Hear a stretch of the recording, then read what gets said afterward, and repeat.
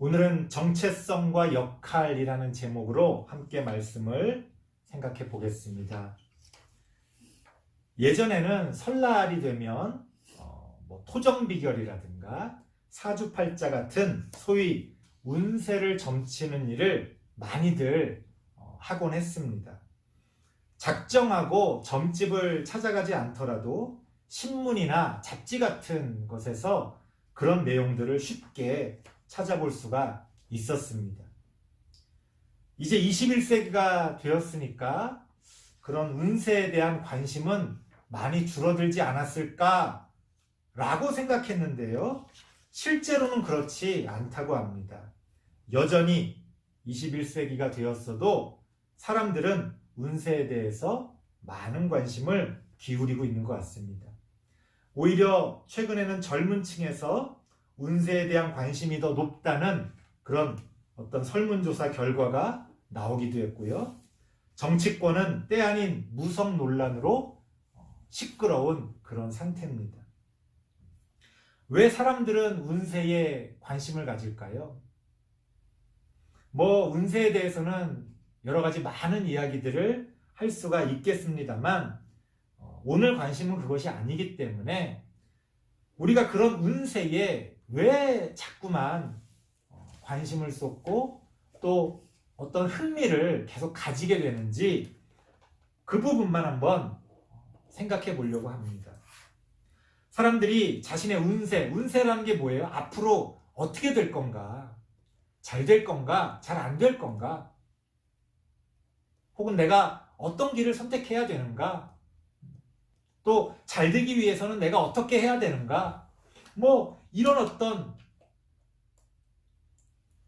관심들을 많이 갖게 되는 것은 제 생각입니다만은 아마도 자신의 정체성에 대한 어떤 확신이 부족하기 때문이 아닐까? 저는 그렇게 생각합니다. 자신의 정체성이 어떤 분명한 상태에서는 그냥 자신이 해야 될 일을 하고 자신이 걸어가야 될 길을 걸어가면 그만입니다.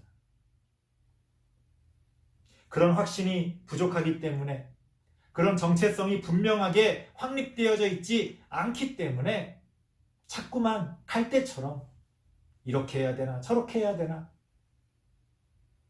혹은 다른 사람들의 의견에 좌지우지되는 그런 모습을 보여주게 되는 겁니다. 그래서 저는 어떤 기로에 서 있거나 혹은 고민하고 있는 그런 개인이나 단체들을 향해서 먼저 정체성이 무엇인지를 묻습니다. 정체성을 알아야 그 다음에 무엇을 할지 혹은 또 어떻게 할지를 정하지 않겠습니까? 정체성이 분명하지 않은데 거기다 대고 이런저런 얘기를 자꾸 해봐야 무슨 소용이 있습니까? 왜 이런 말씀을 드리느냐? 우리 그리스도인들도 마찬가지라는 거예요. 정체성이 중요하다는 겁니다. 보통 소명이 중요하다는 얘기를 아마 많이 들으셨을 겁니다. 교회 다니면서 정체성이 중요하다는 얘기는 아마 거의 못 들어보셨을 거예요. 대신에 소명이 중요하다. 아마 그 소명을 정체성이라고 착각하는 게 아닐까. 여러분, 소명은 정체성하고는 좀 다른 개념입니다. 소명이라는 거는요, 사실 소명에 대해서도 할 말이 너무 많습니다만 그냥 간단하게 결론만 말씀드리면 소명이라는 건 개인마다 전부 다릅니다. 우리가 같은 그리스도인인데 소명이라는 건 개인마다 천차만별이에요. 같은 그리스도인인데 개인마다 소명이 천차만별이라면 그 소명을 정체성이라고 말할 수가 있습니까? 아니죠. 그리고요, 심지어 개인의 삶 가운데서도 소명은 바뀌어갑니다. 제가 지금 목사잖아요. 그러면 제가 목사에서 은퇴를 하게 되면 저는 이제 더 이상 소명이 없는 사람입니까? 아니죠. 만약에 어떤 직업을 소명이라고 그러면 어떤 사람의 직업이 바뀌면 소명이 없어진 겁니까? 아니죠. 소명은요, 상황에 따라, 형편에 따라, 또 나의 성장에 따라 굉장히 많은 요인들로 인해서 소명이라는 건 그때그때 바뀌어갑니다. 심지어 목사로서의 소명이라고 할 때도 같은 목사의 직업 혹은 직분을 갖고 있더라도 그 목회를 하는 기간 동안에 계속 소명은 그때그때 바뀌어갑니다. 소명의 장점은 그런 어떤 역동성에 있는 거예요. 그런데 우리가 자꾸 소명을 정체성이랑 혼동하다 보니까 그냥 하나 붙들으면 그냥 죽을 때까지 그것만 붙들고 있는 거예요. 왜? 그게 정체성이니까. 그렇지가 않습니다. 정체성은 따로 있는 거고 소명이라는 건 아주 우리가 세상 가운데서 세상과 소통하면서 세상에 맞게 변화되어질 수 있는 그런 요인이라는 겁니다. 그래서 그리스도인의 정체성이라는 건 우리 모두에게 공통된 것이고 바뀌지 않는 어떤 본질적인 속성을 얘기하는 겁니다. 그리스도인들마다 다 개성이 다르잖아요. 심지어 신학도 조금씩 다르고요. 생각하는 바도 다릅니다. 하지만 그리스도인이라면 같은 정체성을 공유하고 있어야 돼요. 만약 그게 틀리면 그거는 좀 생각해 봐야 될 문제가 되는 거죠. 그러면 그리스도인의 정체성이라는 건 무엇이냐? 오늘 본문에서는 우리 그리스도인의 정체성을 소금에 비유하고 있습니다. 13절 말씀을 읽어보겠습니다. 시작. 너희는 세상의 소금이니 소금이 만일 그 맛을 잃으면 무엇으로 짜게 하리요? 후에는 아무 쓸데없어 다만 밖에 버려져 사람에게 밟힐 뿐이니라. 너희는 세상의 소금이다. 이게 우리의 정체성을 이야기해 주는 겁니다. 소금이라는 건 뭡니까? 짠맛을 통해 음식의 맛을 내고 더 나아가서 어떤 것들이 상하지 않도록, 부패하지 않도록 그런 것들을 막아주는 그런 역할을 합니다. 성경은 우리가 세상의 소금과 같다 그렇게 얘기하고 있는 겁니다. 여기서 핵심은요, 소금이 짠맛을 잃어버리면 아무 의미가 없다는 거예요. 그러니까 우리 그리스도인이 그리스도인으로서의 맛을 잃어버리면 안 된다는 얘기를 하고 있는 겁니다. 그리스도인의 맛이 어떤 겁니까? 우리가 흔히 생각하는 기독교인들의 어떤 모습, 그런 거랑은 차이가 있습니다. 주일마다 교회 나가고 밥 먹을 때 기도하고 기회가 될 때마다 전도하는 그런 모습? 그게 그리스도인의 맛입니까? 아니죠. 그런 모습의 특징은 전부 교회 울타리 안에서 기독교 신앙 안에서의 모습이에요. 성경은 분명하게 뭐라고 얘기합니까? 너희가 소금인데 교회 안에서의 소금이 아니라 기독교 안에서의 소금이 아니라 세상의 소금이라고 얘기하고 있다는 거예요. 그러니까 우리의 정체성은 이 세상에서 소금의 역할을 감당하는 겁니다. 세상 사람들 사이에서 맛을 내는 조미료가 되고 부패를 막아주는 방부제가 되어주는 거죠. 그것이 큰 틀에서 우리가 이 세상에서 가져야만 하는 그리스도인의 정체성입니다. 구체적으로 무엇을 하든 그건 좀 이따 또 말씀드리겠습니다만 우리가 큰 방향에서는 신학도 좀 다르고 생각도 다르고 굳이 비교하면 많은 것들이 다를 수 있지만 우리가 이 세상에서 소금의 역할을 감당해야 한다는 것은 변함없이 우리에게 본질적인 어떤 정체성을 형성하고 있다는 겁니다. 그러니까 그리스도인이라고 하면서 소금의 역할을 못하고 엉뚱한 그런 잘못된 그런 어떤 열매를 맺게 된다면 그건 하나님 보실 때 문제가 심각한 겁니다. 혹은 교회가 자기들끼리 자기들만의 울타리 안에서 자기들만을 위한 그런 소금의 역할을 감당하고 있다면 그것도 아니다.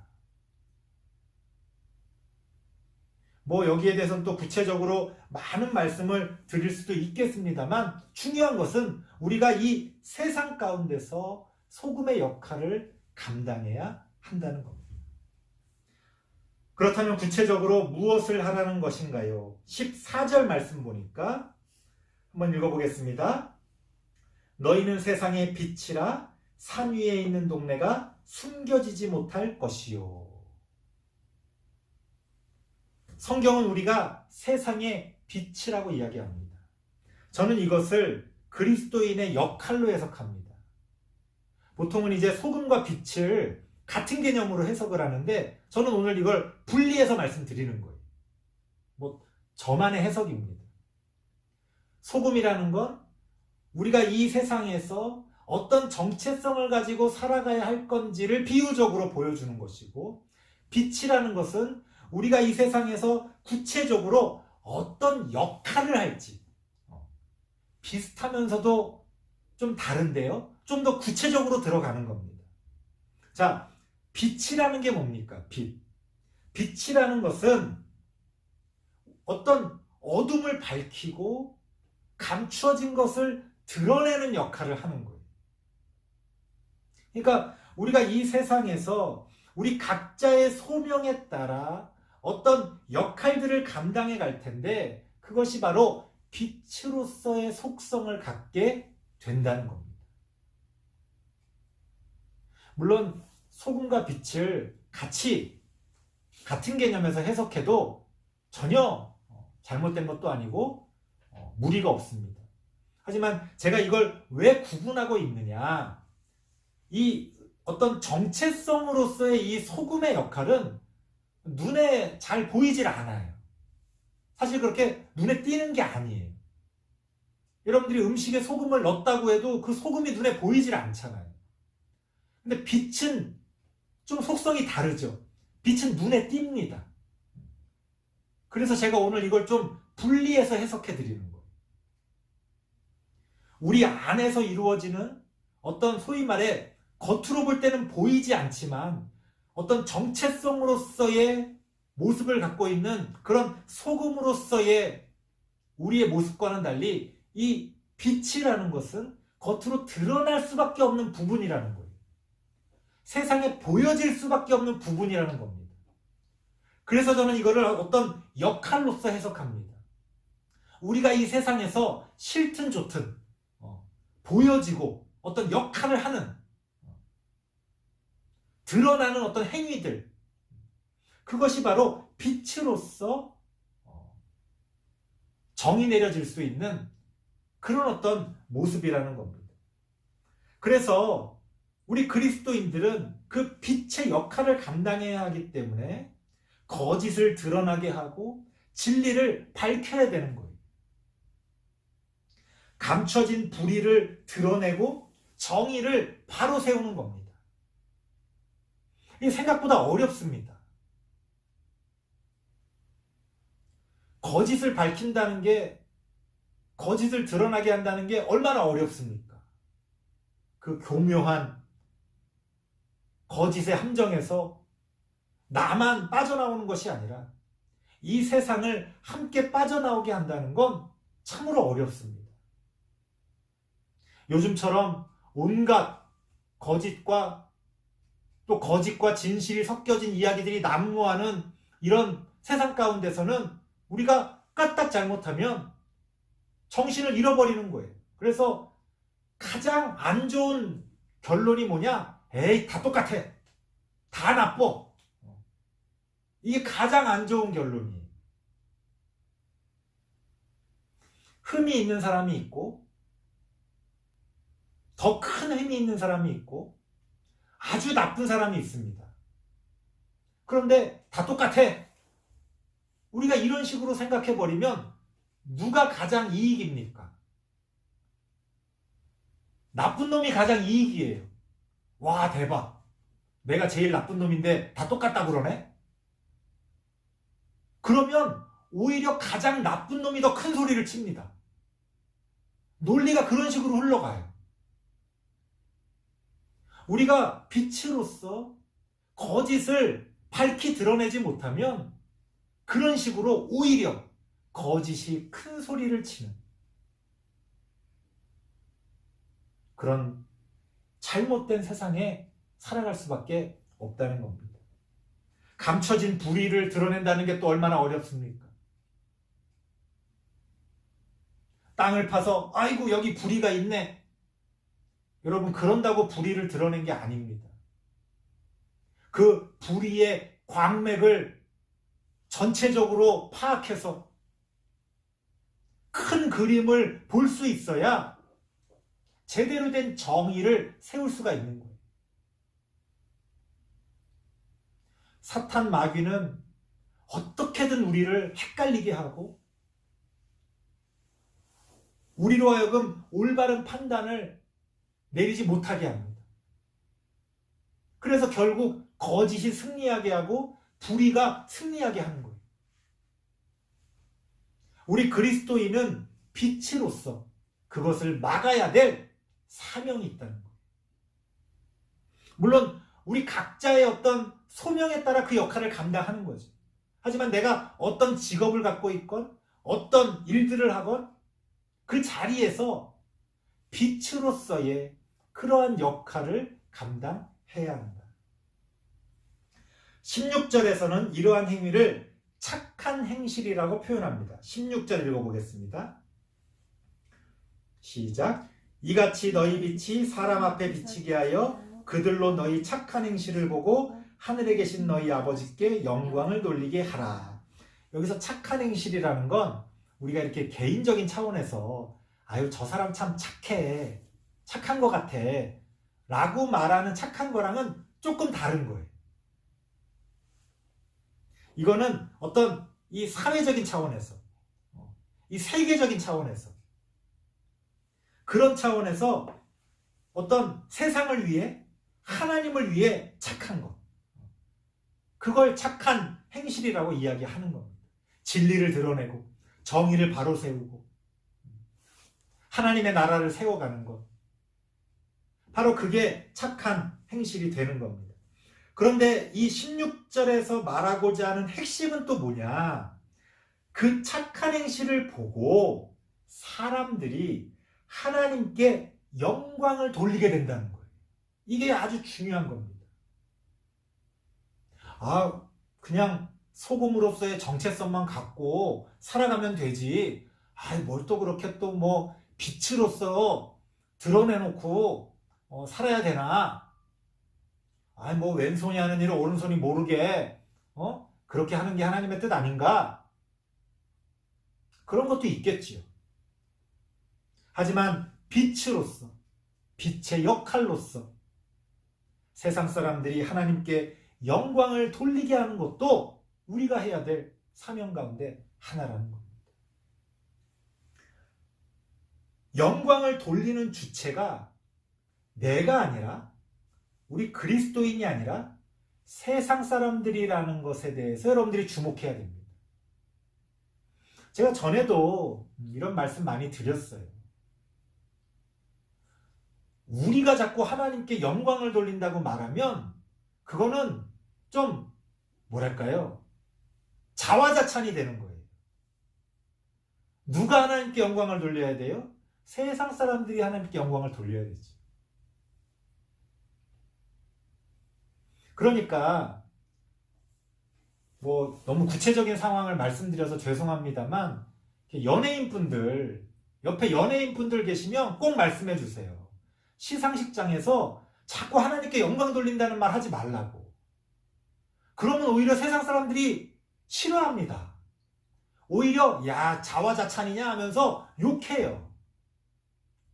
그냥 그 사람이 그리스도인으로서 그리스도인답게 그 배우로서의 역할을 빛으로서 잘 감당한다면 알아서 사람들이 야, 역시 그리스도인은 달라. 역시 교회 다니는 사람들은 달라. 이렇게 말해줘야 그때 비로소 하나님께 영광이 되는 거예요. 우리가 우리 입으로 자꾸 하나님께 영광을 돌린다고 말하면 그건 이상해지는 겁니다.